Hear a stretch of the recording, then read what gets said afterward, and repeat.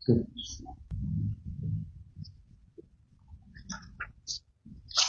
الله الرحمن الرحيم.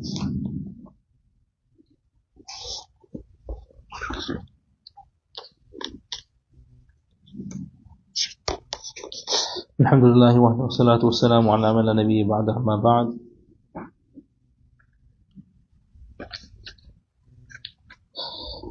Inshallah, today we will have our third session in regards to the practical aspect of Salah and how to correctly perform and complete this important pillar of Islam, inshallah. So previous 2 weeks we spoke about, we had a little introduction and we spoke about the timings of Salah, etc. A few selected masail were left, which were somewhat related to the timing of Salah, and then we'll go on to the next portion. First and foremost, Sajdat. A lot of people have a question that if I recite an ayah of Sajdat, an ayah which has Sajdat in it, then when should I do the Sajdat? Meaning that if the Sajda ayah is recited at the time when Salah is makruh, should you perform it right away or not? So Sajda Tilāwah itself, we'll speak about it later on when we begin the Salah, during the Salah. But because we're talking about the time of Salah, so just how nafil Salah is not permissible at those 3 makruh times which we mentioned, right? And actually during the 3 makruh times nafil, and also Farad Salah or Wajib Salah is not permissible at those 3 times. And the other 2 times, meaning after a person has performed the Fajr, and the Asr Salah, actually Fajr time from Subh Sadiq until sunrise, the whole time, there's no nafil Salah at all. And Asr, after a person has performed their Asr of that day, then there's no nafil Salah. So the 5 times, 3 are prohibitive times for all kinds of Salah, and 2 are prohibited for only nafil. And the Salah of that time can be performed. So how about Sajdat Tilāwah? So if Sajdat Tilāwah is recited at the makruh time, at that very time, then at that time it is okay to, with makruh tanzihi, it is permissible to do the Salah Sajda at that time, but it's makruh tanzihi. Better to do it later on. But if you do it at that time, it's fine. But for a Sajda ayah recited at some other time, you should not do the Sajdat Tilāwah at the time when Salah is makruh. So that should be avoided. Now, as for the second thing that we wanted to mention is, inshallah, Salatul Janāzah. That is Salatul Janāzah permissible at the time when Salah is prohibited at makruh time. So the masala for that is, if the Janāzah was prepared, first we do the washing, etc. So let's say it was prepared and now it's ready to be performed Salah on just at that time. Meaning the people were doing the ghusl, and now they completed the ghusl, the queen is done, and now the body is ready, and you need to, bury it now. So between that there's a Salah. So if that just took place, and the time when the preparation of the body was completed, that exact time was the makruh time, but that is when it was completed, then at that time to perform Salatul Janāzah is fine, because it's best to perform it as soon as possible. We should not delay in it, especially if it's going to delay in the burial. If let's say the burial is the next day or something, and you're not going to be doing the burial at that time, then we should not perform it at that time. But if it's going to, have an effect on the burial, you can perform it right away. But if the body was prepared earlier on, etc., then we should not, then it would be makruh to perform the Salatul Janāzah at that time. Makruh tahrimi. So that is about the Salatul Janāzah. The next point we want to mention was that a person, after performing the Salah, they found out that the time for Salah was finished. It can happen. For example, a person woke up for Fajr and they missed the Salah in the masjid, but they said, maybe I have some time left. So you went and you performed the Salah, and then later on you went back and you checked, so wait, when I went to perform my Salah, the time had already finished, right? Or let's not do the example of Fajr, because there's a makruh time after Fajr. Let's take the example of for Dhuhr, for example. Okay, a person had to perform Dhuhr, they got late. Someone came home from school and they said, "Let me perform my Salah right now." They performed the Salah and then they look and they said, "Oh, the time was already finished when I began performing my Dhuhr Salah." So now what? Do you need to repeat that Salah? Is it done? So the answer to that is that if the Salah obviously has to be performed in its time. But if you're performing the Salah of that day, the Dhuhr of that day, And when performing that salah, you made the niyyah of farad. I'm performing my salatul duhr, the farad of salatul duhr for today, right? But you perform the actual salah after the time. So now what happened? Now if you're performing salah after the time, it becomes qadā, right? So if you made niyyah of that day's farad, then the salah will count and it will count as qadā. Not as adha, it will count as qadā. Because adha means that salah is performed within its time. Qadā means after the time. So the masala here is that qadā salah is permissible with different kinds of niyat. So one of the niyats that qadā salah is permissible with, if a person makes the intention of farz salah for that day, for that salah, then the qadā will count, right? It will count as qadā, not adha, but the qadā will count with the niyat of adha salah of that day, right? So in that masala specifically, the salah will count inshaAllah ta'ala. But it will count as qadā again, not as adha. Now obviously if it's a makruh time, like fajr, and you performed it, then you have to repeat it. Because this time after fajr, if it's still the makruh time, as long as the makruh time is there, you cannot perform salah, right? So if a person performs salah in the makruh time, you will need to repeat it later. That's why I said let's not give the example of fajr, because fajr has a different ruling. So one more masla before we go forward, and that is in regards to jama' bayna salatain, joining between two salats. Because this has to do with the time of salah, right? Performing a salah earlier than its time or later than its time. Is this something which was a habit of Nabi sallallahu alayhi wasallam, something he regularly did? What do the hadith say about it? So we'll just mention one hadith which is reported in Sahih Bukhari and Sahih Muslim, that an Ibn Mas'ud radiyallahu anhu, والذي لا إله غيره ما صلى رسول الله صلى الله عليه وسلم صلاة قط إلا وقتها إلا الصلاتين جمع بين الظهر والعصر بعرفة وبين المغرب والعشاء بجمع متفق عليه. So this hadith you were Sahih Muslim and Sahih al-Bukhari, Ibn Mas'ud radiyallahu anhu, he says that by Allah, the Nabi sallallahu alayhi wasallam never joined between two salah, meaning never did jama' bayna salatain, meaning performing a salah earlier than its time or later than its time at any moment. He never did it between any two salats. The only time when he did jama' bayna salatain is when he combined Dhuhr and Asr in Arafah when he was in Hajj, and when he combined Maghrib and Isha bi jam'in, meaning in Muzdalifah. Because the hukam for the person who was in Hajj is that the Dhuhr and Asr should be performed together. That also, according to the Ahnaf, there are certain conditions. If those conditions are fulfilled, then you will join the Dhuhr and Asr. Otherwise, you will just continue and read it separately. According to other A'immah, those conditions are not necessary. At all times, you will combine Dhuhr and Asr in Arafah.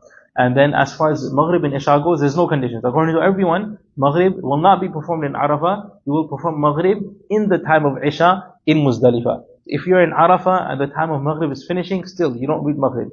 And let's say you get to Muzdalifah early and it's still time for Maghrib, you won't do it at that time. You wait till Isha time comes, and then once Isha time enters, then you do Maghrib and Isha in Isha time together. So he's saying in this hadith reported in Bukhari and Muslim that at no other time did Nabi sallallahu alaihi wasallam do jama' bayna salatayn. Right? Yes, some people, the jama' which was mentioned or which can be understood is something called jama' Sūrī. What does this mean? There's two kinds of jama' bayna salatain. Either you are in actual fact performing a salah earlier than its time, or you are in actual fact performing a salah, you're delaying it and performing it after the time is over. So performing Isha in Maghrib time, or Maghrib in Isha time, or Asr in Dhuhr time, or Dhuhr in Asr time.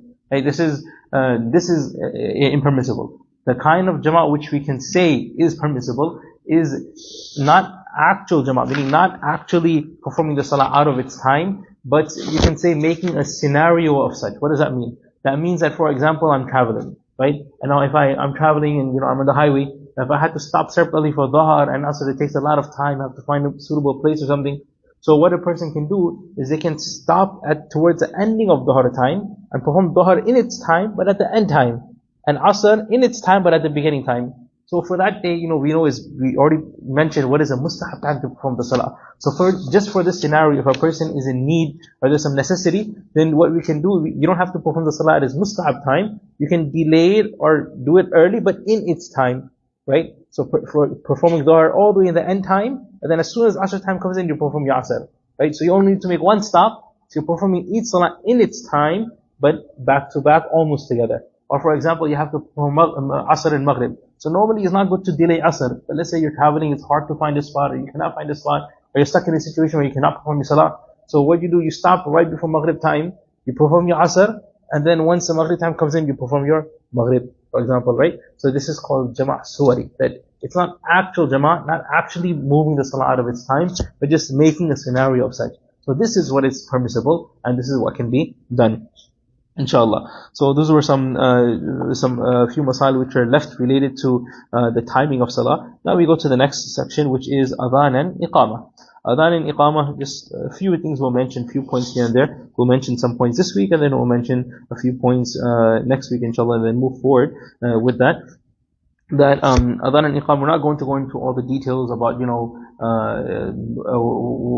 how did Adhān start and everything. There's a whole, story behind that, how Nabi Sallallahu Alaihi Wasallam wanted to find a way to, how can we call all the believers for the prayer? And he asked the Sahaba, right? They had a habit after Fajr, he would sit down and he would teach the Sahaba. They would relate dreams, have a little bit of informal talk, and then he would relate masail to the Sahaba.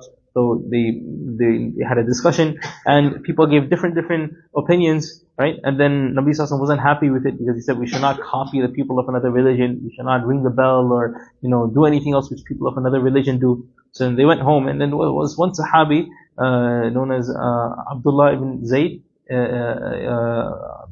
Abdullah ibn, I believe, Abdullah ibn? No, is Ibn Zayd.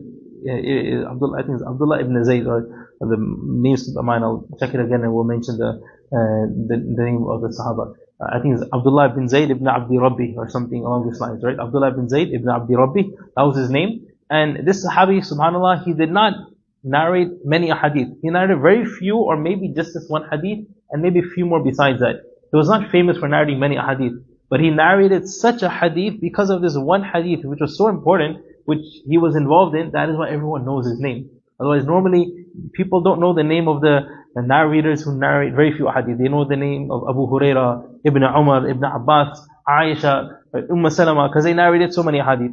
Right? He narrated very few hadith. People know his name because of this important thing. He went with this thing in mind, this fiqh, what should be done? So basically he saw in his dream that, the angels were performing adhan, and he came back and he said the words to Nabi Sallallahu Alaihi Wasallam, and he told him to teach Bilal radiallahu anhu. This is how the adhan started.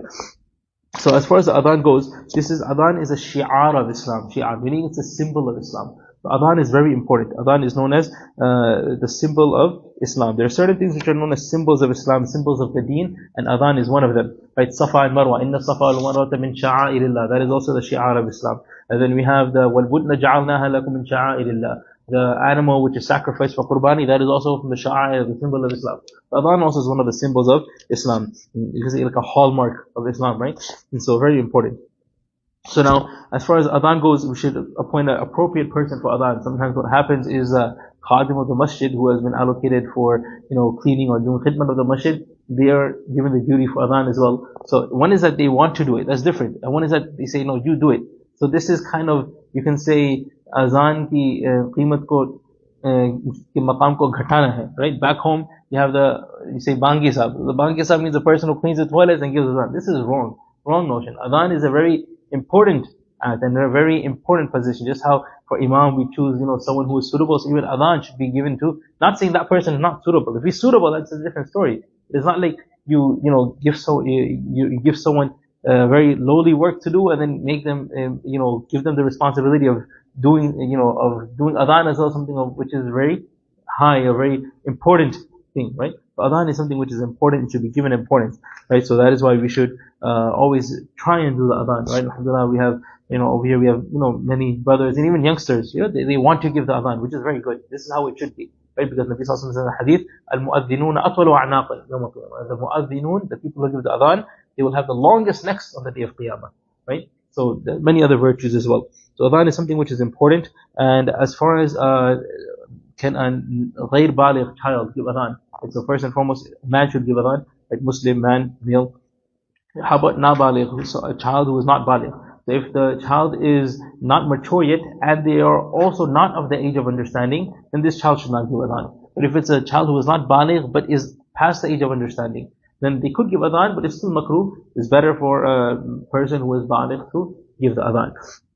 If adhan is given before its time, then what happens? Then the adhan will need to be repeated. You should repeat that adhan. It should not be given before the time. So we should make sure the time is there. And adhan, should it be given outside? Can it be given inside? So the main thing, the reason that, it is said that adhan should be given outside in a high place, the purpose of that is so that maximum number of people can hear the adhan. So now, for example, nowadays we do the adhan on the mic. If you're doing the adhan on the mic, the voice is already reaching the maximum number of people. So in that scenario, it's fine to do it inside. But if a person still wants to go outside and do it, that's fine. But the point is that the purpose of adhan is it reaches the ears of the maximum number of people, right? So this is the point. Back home, you hear the adhan and you can hear it in the whole neighborhood, right? And people go, and it's so nice, right? It's such a nice feeling. So over here, inshallah, one day we can also have that, but it would be nice, But if not, then the least is that, at least we have it in a way that at least around the masjid we can hear it a little bit if possible, right? If there's permission to do that. Or in some countries, what they have like a receiver at home. So when the adhan or anything goes on at home, then they can hear it in the house as well, the live adhan that is happening in the masjid. So if you can have some system like this, then that'll be very good, alhamdulillah. And so that is the adhan for the masjid. Once the adhan happens once, it should not be repeated later on. So let's say one jamaat happened, adhan happened, some people came, they missed a salah, should they do adhan again? No, they should not. And for the last masala for today, inshallah, is if a person is performing salah at home, then should they do adhan and iqāmah, right? So the thing is that if a person is performing salah at home alone, if they're performing alone and adhan has already happened in the neighborhood, they don't need to repeat the adhan. They can just perform the salah. Iqāmah is optional. You don't have to. If adhan has not happened in their neighborhood, or you live in a neighborhood where there is no masjid, then at that point it is better to do your own adhan, so at least the adhan happens in the neighborhood. Now if you're performing jama'ah at home, then what? So if you're performing the jama'ah at home, you don't have to do adhan and iqamah. At the same time, it's makruh to leave out both adhan and iqamah. Right? So the best thing would be is if adhan is done or not, you could do the adhan, you don't have to. If the adhan has already been done in the neighborhood, then iqamah should not be left out. If salah with jama'ah is taking place at home, the iqamah should definitely be done.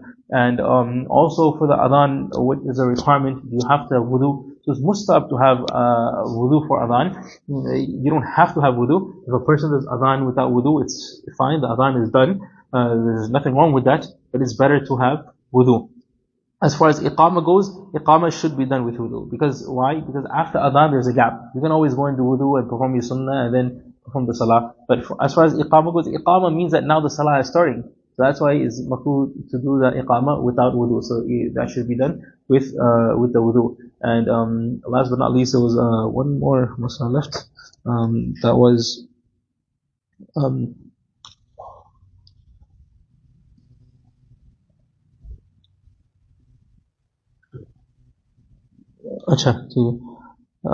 yes, when doing adhan, we should have the fingers in the ear. This is also mustahab. And also when saying the adhan should be said slowly. Stop after each sentence. Iqamah, we say double, Allahu Akbar, Allahu Akbar, Allahu Akbar. The adhan should not sound like iqamah. Iqamah should not sound like adhan. And last but not least, the last point was, if a person, let's say you don't do adhan, you just put the recording of adhan. So this will not count as adhan. Okay, there has to be an actual live person doing the adhan. You say, there's no person with we want a good voice, nice adhan, Makkah adhan. Let's switch on the recording at every time, set it up in the clock, and automatically the adhan that will not count as for the masjid adhan or the neighborhood adhan. It has to be done in, after fact by a person, inshallah. So these are the basic masail of adhan and iqamah, inshallah ta'ala. We should all try and learn the adhan as well. Right? The correct pronunciation is important. There are many common mistakes people do. Right? Allahu Akbar, right? Allahu Akbar, Allahu Akbar. Ashhadu an la ilaha illallah. Pronounce it clearly. Common mistake happens in Hayya ala salah, Hayya ala al-falah. You say Hayya ala salah. It's Hayya ala salah. Hayya ala salah. Hayya ala doesn't mean anything. Hayya ala salah. And then Hayya ala al-falah is wrong. Hayya ala al-falah. Hayya ala al-falah. So Allahu Akbar, Allahu Akbar, Allahu Akbar, Allahu Akbar. Ashhadu an la ilaha illallah. You say it clearly, right? Ashhadu an la ilaha illallah. Ashhadu anna, so small ha. Muhammadar Rasulullah. Ashhadu anna Muhammadar Rasulullah. Hayya, this big ha. Hayya ala salah. Hayya ala salah. Hayya ala al-falah. Hayya ala al-falah. In Fajr, as-salatu khayrun min al-nawm. Then Allahu Akbar, Allahu Akbar, la ilaha illallah. So pronounce the adhan properly, inshallah. So Allah grant us all tawfiq and make us amongst those people who are able to do adhan and have shauq to do adhan. Inshallah, next week continue with the Masai. Jazakumullah khairan.